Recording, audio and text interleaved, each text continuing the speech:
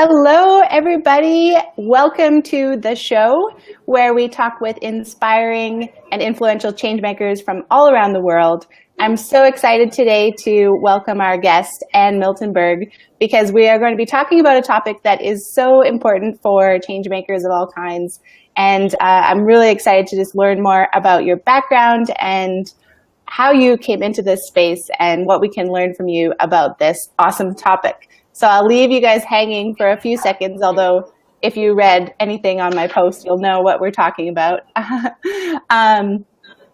So Anne, you are founder of The Brandling, which is a really cool creative agency where you've actually been focusing your branding efforts specifically on social entrepreneurs, nonprofit organizations, misfits of all kinds who are trying to make an impact in the world. I think you have a funny line about corporate misfits as well, right? Troublemakers, exactly. So welcome to the show. Thank you so much for being here. Thank you for having me.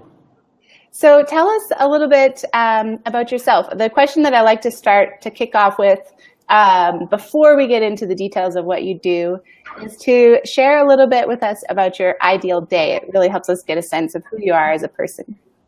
Well, so I'm a little sad to say that my ideal day is a work day. But Me too. So living in Nairobi, I think what is one of the amazing benefits here is that you have this beautiful landscape with these rolling hills.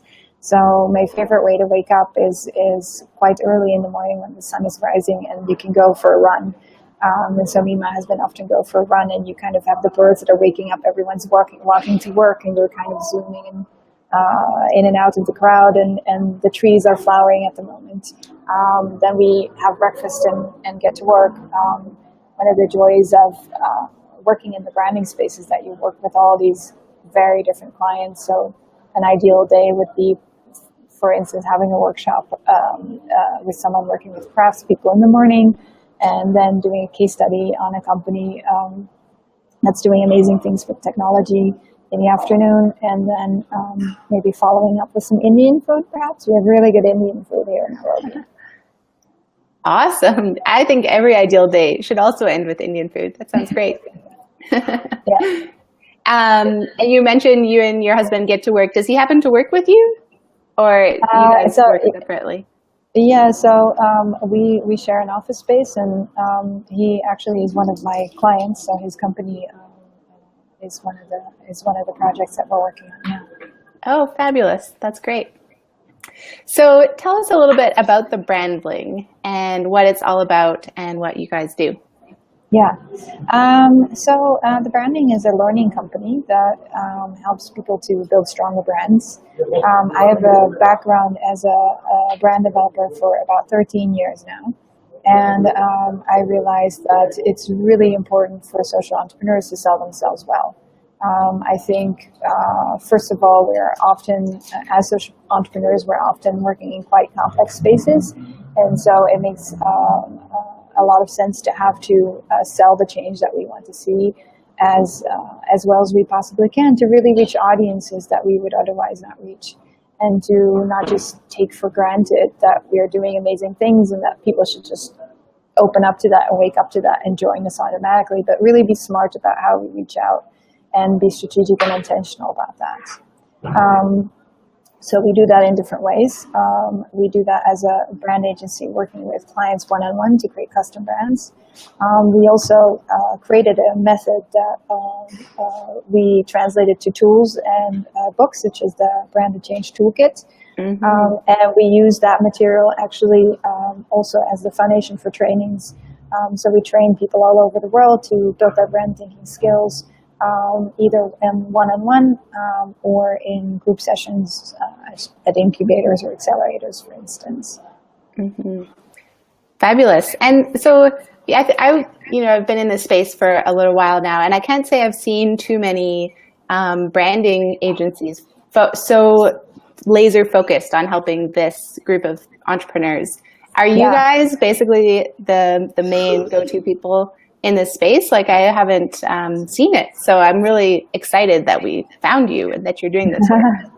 Yeah, well, I think traditionally there's a lot of communication agencies and marketing agencies focused on the nonprofit sector. I Right. think there's been a lot of focus on that. What I really believe in is social enterprise, so the combination of a somehow sustainable business model with social impact. And I wanted to focus specifically on that. And I think so. When I first started the branding, people told me, "You're nuts. You cannot make a living at all that way. Like, there's no one who has the funds to support you." But actually, we found that it's a pretty diverse space, and having really understanding what people need and how you can offer something that really is tailored to their budget and their needs, I think really helps to reach, from a starting individual to a big organization that's already scaling.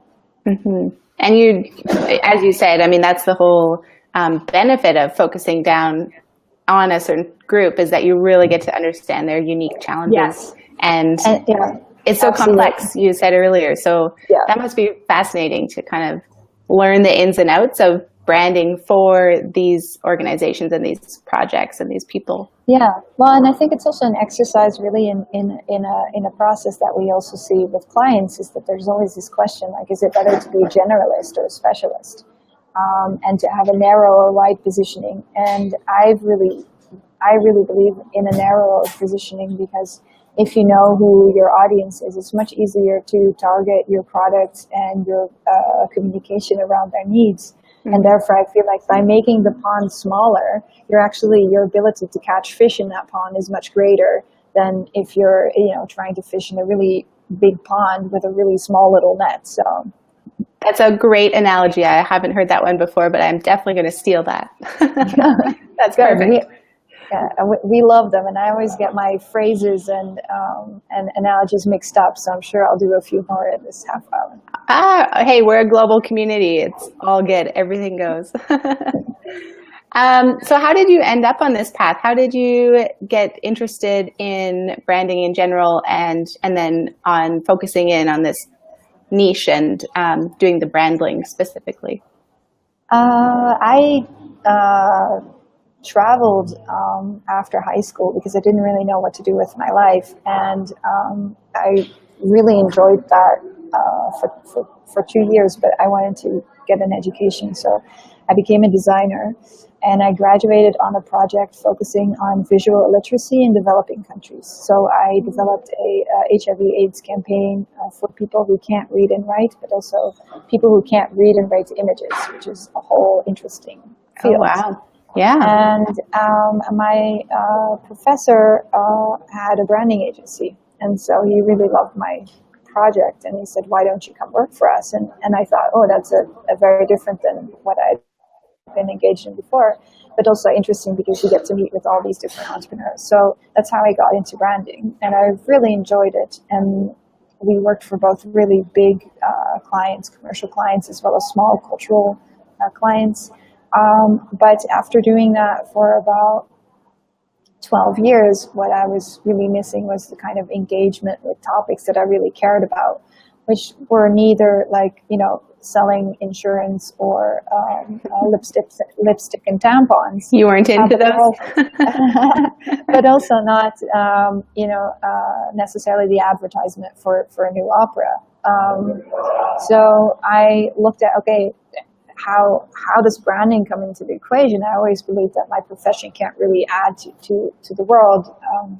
But then I realized, well, all the people that are trying to create change in the world, like, they could really benefit from the ability to sell themselves better. And that's what I can offer. So I kind of just took like what I really am passionate about and what I can do professionally and what I think the world needs. And like at the exact center of that was the branding. The ultimate Venn diagram. That's such a great, yeah. I sometimes show that Venn diagram when I'm working with people and in my courses, because it really, you do have to find that overlap as a social entrepreneur that fits those pieces, and you found it. That's great. Well, and what's really interesting about it is that, so I went through this journey as part of a school called Think in Amsterdam. And it was it was an accelerator for my business. So I thought that I would start a branding agency on my own.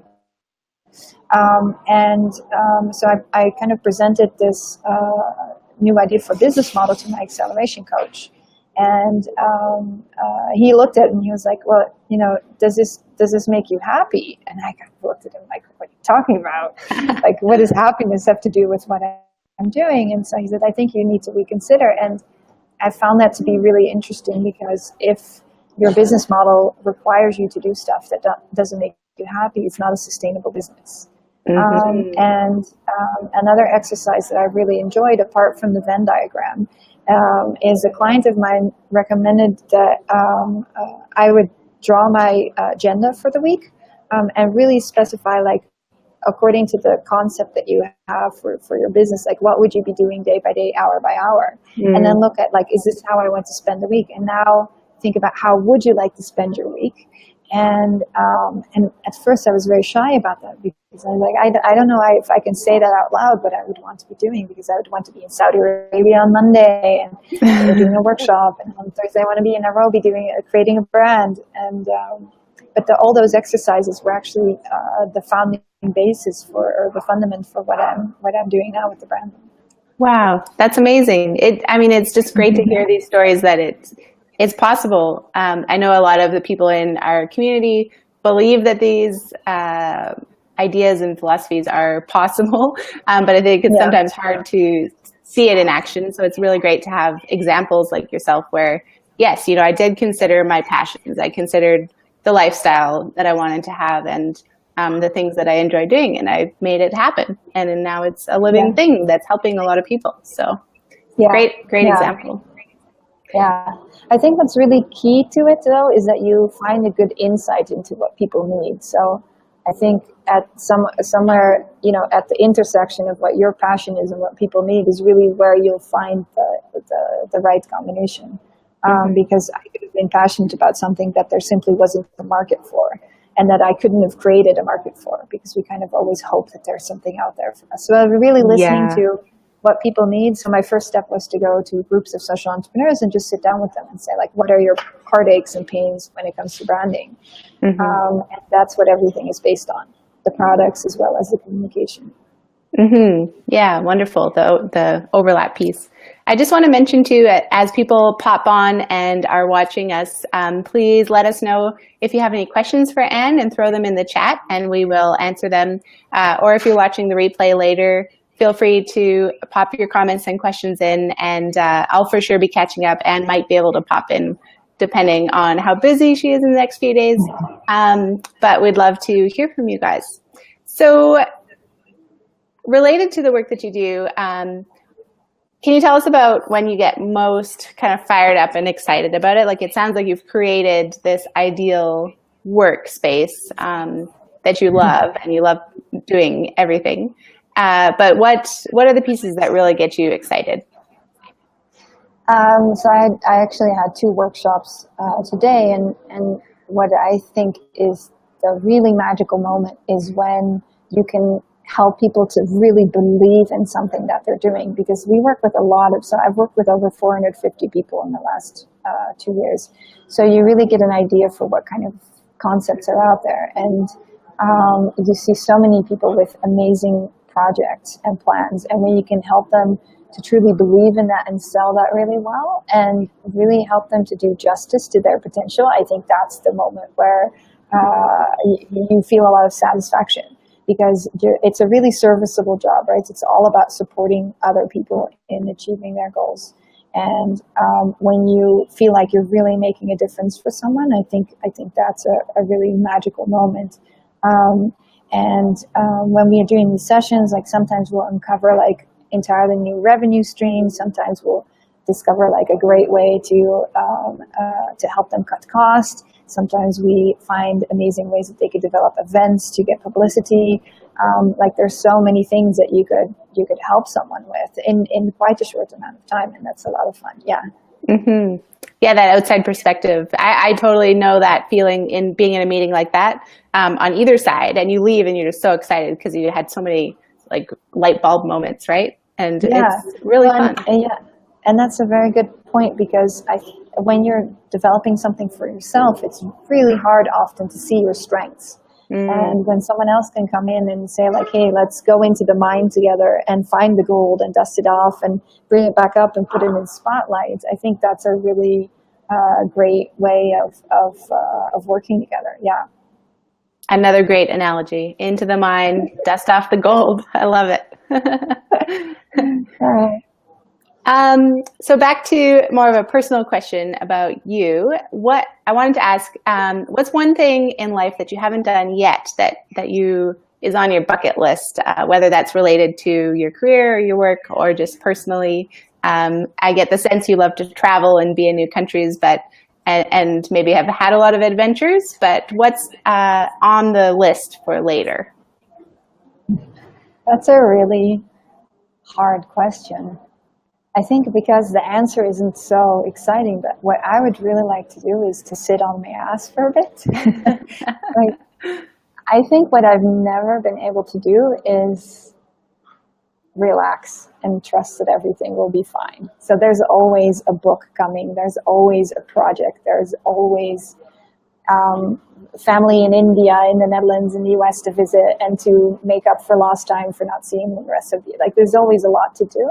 Yeah. And I think it would be wonderful at some point in my life to be able to say, I'm going to take 6 months off or a year off and just draw flowers and decide to meet someone when I want to meet them. So this is, so doing nothing is on the bucket list. Yeah, that's great. I don't see it happening yet in the near future, but we'll see. Yeah, no, I mean, it's important, right? I can relate to that feeling of, when you're excited about what you do and you have a lot going on, there's always the next thing. But space can be very renewing too. So yeah, well, and especially it feels like it's a luxury to be able to do it. And I think it's I'm always thinking about, like, when I get older, are there things that I will regret? And I think what I always hear is that the people around me that are a bit older say is like, well, I regret that I worried so much, and I regret that I didn't take the time to sit down with that friend. And so this is kind of the frame of mind where it's like, yeah, those are the most important things in life. And that trip to Puerto Rico or to Tasmania would be lovely. But having a real good conversation with your father and taking the time to make your parents feel like they're valued and loved, I think is probably what you would look back on and also think like, wow, this is great that I did that. Yeah. Mm-hmm. Yeah, for sure. Okay, great. So that was looking into the future. Now I want to ask, going back to your 20-year-old self, if you could speak to her today, would you have any advice or kind of heads ups to share with her to get her ready for the next however long? Yeah, well, I think,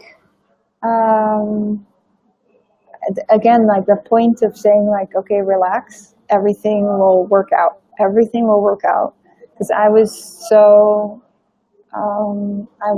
very hard on myself, I think, in terms of what I wanted to achieve. And on one hand, I feel like that also got me to where I wanted to go, because I really, really always pushed myself like to get to a point where I was the creative director at an agency, and I was on the board of directors of the Association of Dutch Designers, and like I had all these ambitions. But it wasn't until I found a purpose for that ambition that I could like let go of just this constant sense of like, yeah, we need to go further and go further. Yeah, so I think in general to have more faith in good outcomes and to know that like the one thing you're struggling with today, hopefully you're gonna live to be 85, and you can still do something amazing when you're 70. Like not everything needs to happen between 20 and 35. Right. And we have a lot of young people that we work with, and I think especially young women struggle a lot with like everything that they feel is expected of them and that they need to achieve in both juggling career as well as their life. And I would just like, I mean, if someone would have given me this advice, I would have never listened, but trust in a good outcome. Yeah. Yeah, I know. You have to live it to learn it too, right? But I think that impatience is one way to name that, desire to do everything right away is definitely a quality that's shared among a lot of change makers and social entrepreneurs. And it definitely is positive in driving some of the results and impact. But yeah, we need to balance it, right? And take care of ourselves. Yeah, and I think that self-care is really important because we see so many people burn out. And I also had a burnout a couple of years ago, which actually led me to reevaluate and led me to start the brand.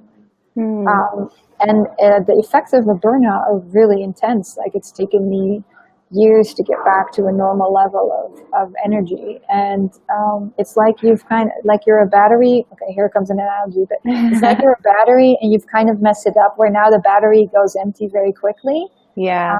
So I think it's an important thing to be aware of, that you are you are a finite resource as well. Yeah, and to manage that energy for sure. Yeah. So I had some other questions about kind of you, but I also wanted to make sure that I asked you one that I didn't send you, but you'll be able to answer it, no problem. Because I would love to kind of get your best advice about tackling this branding challenge as a social entrepreneur or as a corporate troublemaker or whoever you are trying to make this impact. What is your nugget of wisdom that you can share with our listeners to kind of help them get on the right track with that? Yeah. Well, I mean, branding is a quite a complex activity. So I mean, my biggest piece of advice is not to underestimate it.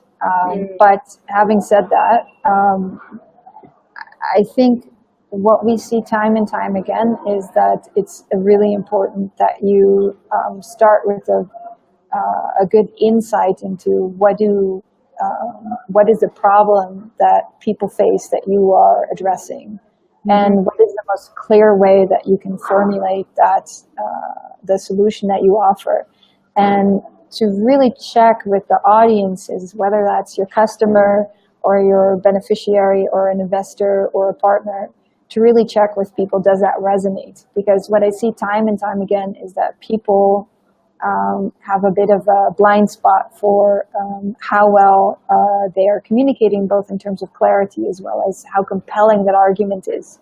And I think it's important within the social space that we aren't like these echo chambers that just reinforce their own message and just connect to the few people that already are on our side of the battle, so to speak.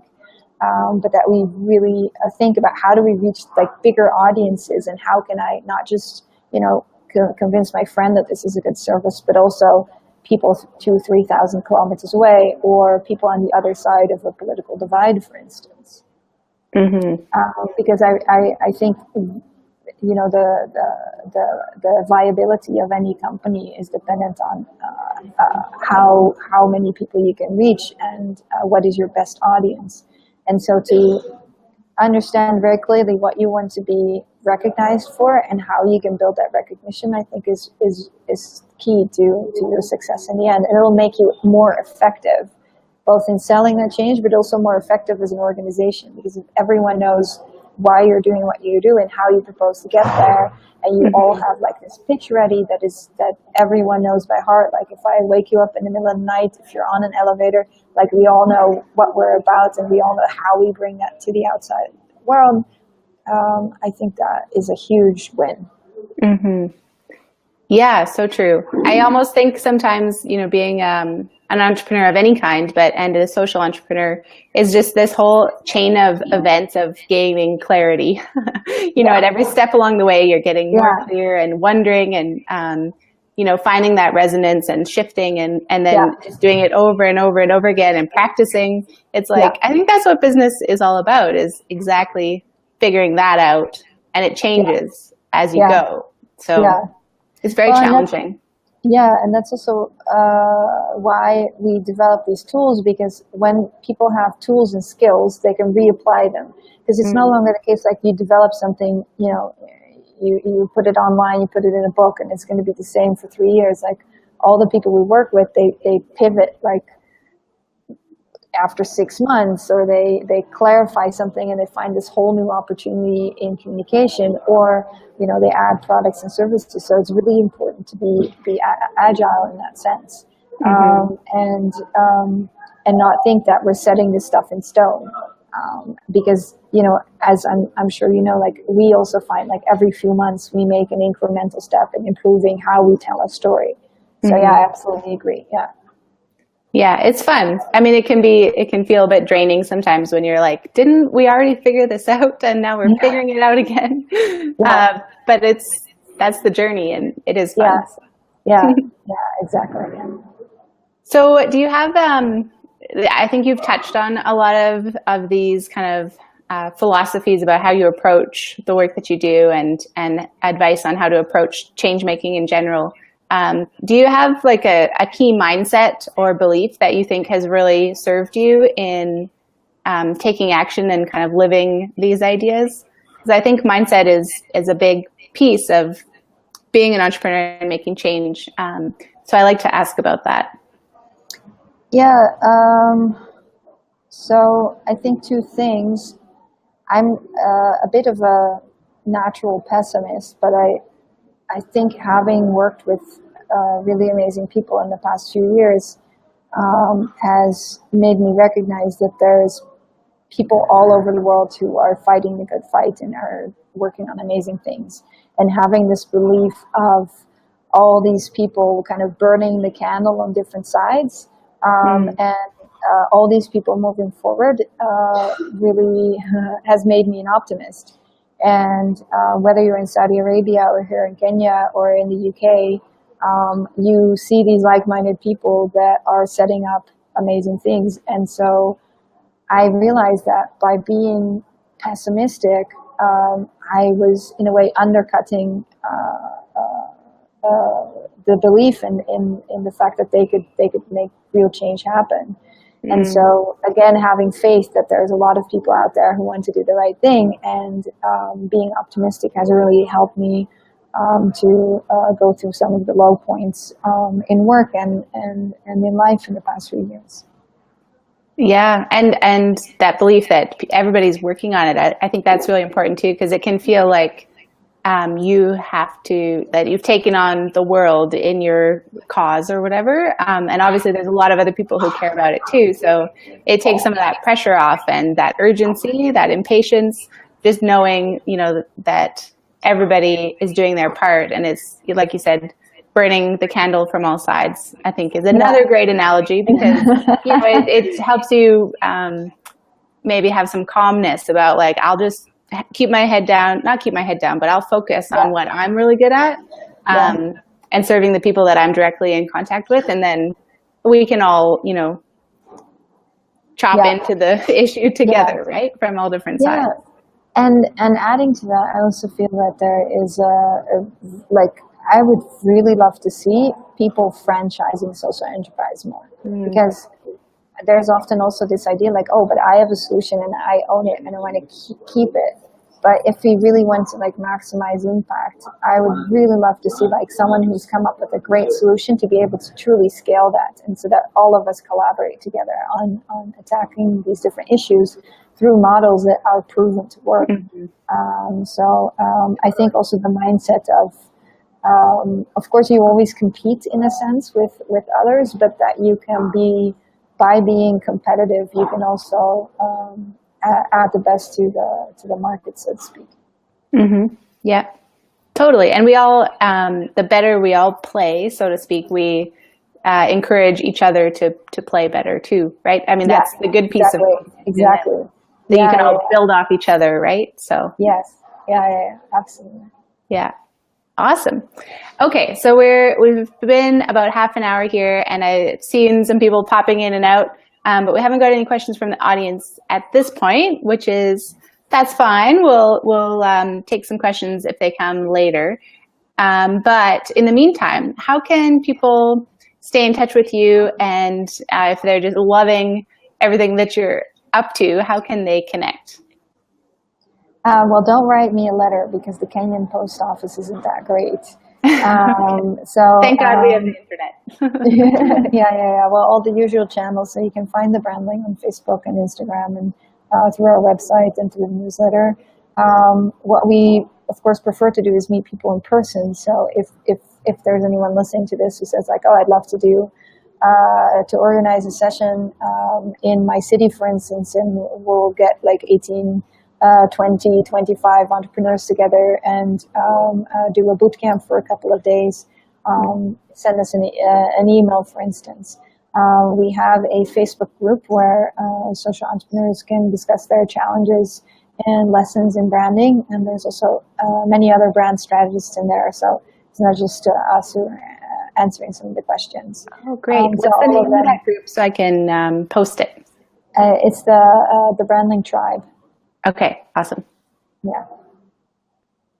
Great. So those are the main ways. The boot camp, the wheels are turning. I got to figure out how to get into one of your boot camps or bring you somewhere where we can gather. I think that would be really amazing experience.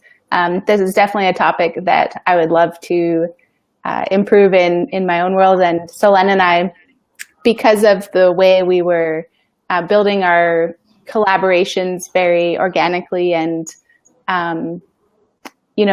meeting the needs as they came, we weren't very strategic with our branding and with our kind of boxes that we were putting our work into. So now we have this very messy, kind of lovely mix of brands and obviously our own brands and then our co-brands like the Global Social Entrepreneurs Lab, where we're here now, and Changemakers Association. So it's something that is definitely on our minds and want to learn more about and refreshed. And actually, can I throw in one last question just for my own benefit? What's your advice for doing a branding transition? Like how do you tackle, for example, this kind of messy branding that we have and knowing that we want to make it clearer and easier to digest for the people that we run into? Yeah. So I think the first step is to really create a strong blueprint for the brand that you say want to have in about a year or 2 years. So we kind of pick like a mid-long horizon, and then check that blueprint with where you're now, and see if what you've created now is absolutely not anywhere near where you want to be. Right. If that's the case, but you've built amazing brand recognition already, then we would look at ways like, okay, how can you retain that recognition while also changing some of the brand assets that you've created that are absolutely, the reverse of what you're trying to reflect. What we generally see is that people who have built the brand a little bit on the wrong course, on the wrong internal principles, so maybe didn't specify the product or the service that well, didn't really know what you were committing to deliver. Then a full rebranding could be very beneficial. But of course, there's the case that you have a good name or people recognize you for that name, and then you can just make little tweaks to either the visual identity or the naming and the messaging, so that you don't lose everything that you felt. But I wouldn't feel too bad about it because it happens to almost everyone. Yeah, how can you avoid it? I mean, you got to start with something, right? And then you live into your identity as you take action. So you can't very well expect to create the perfect brand, and then step into it with no identity issues, right? But it's actually one of the reasons. So the reason why we created the toolkit is so that people have an overview of the entire branding process, and they understand, like, okay, there's such a thing as, like, thinking about what's the insight that I have into my audiences, what's my proposition, is it clear enough? How do I create that brand core that's really strong, and how do I translate that to a visual identity? Because what we very often see is that people think, like, okay, I have to go live, and so they start with what is easiest, which is often like, okay, I'm going to hire my cousin to create a logo, and or do it yourself, or do it yourself and plop it on a Squarespace template. So I think the understanding of the whole process before you start doesn't need to sound as complex and big as it needs to be. Yeah, Wonderful. So again, back to that iteration and learning and you know, grow as you take action and grow on the way. I'm definitely going to check out your toolkit. And thank you so much, Anne. Do you have any final words for anyone who's listening? Or I know we covered a lot of really awesome insights about not only you and how you approach making change in your own life, but also the branding and how you help others do that. I'm pumped about everything that you do. And so thanks for sharing some of your insights with us. Really, really valuable. Yeah, you're welcome. You're welcome. If there's anything that I would like to encourage people to do is that, because I know that it seems like investing in branding and communication is a bit of a frilly activity, like it's not the core and it's not the essence, but I really would like to urge you to put half of your energy into actually selling yourself better, so that you can create a bigger impact, because it's so crucial, and we see it all the time, and it's not just to getting customers, but also to getting investors and partners, and also potential employees. So it's definitely really crucial, and it's so nice to have a strong brand, because it just means that you have to explain a lot less to people, because you've already been presented to them through everywhere where people encounter you. Right. It's kind of one of those activities that's not necessarily urgent, but is so important, right? And it's easy to lose sight of those activities, but they can make such a big difference when you focus on them. So thank you for that reminder. That's really important. Well, to make it very practical is if you can craft like 1 or 2 hours out of your week and start with a good blueprint, and also keep like a little war room where you gather all the materials that you create and you have your benchmarks and your competition. It can really help to make it more important and more present in your everyday practice. Yeah. Wonderful. Love it. So much good advice. Thank you so much, Anne, and we look forward to staying in touch. And I'm definitely going to check out your groups and the toolkit, and we'll continue the conversation in the future. So thanks for being on the show. Yeah, okay. Thank you. Have a good day. Bye. Bye.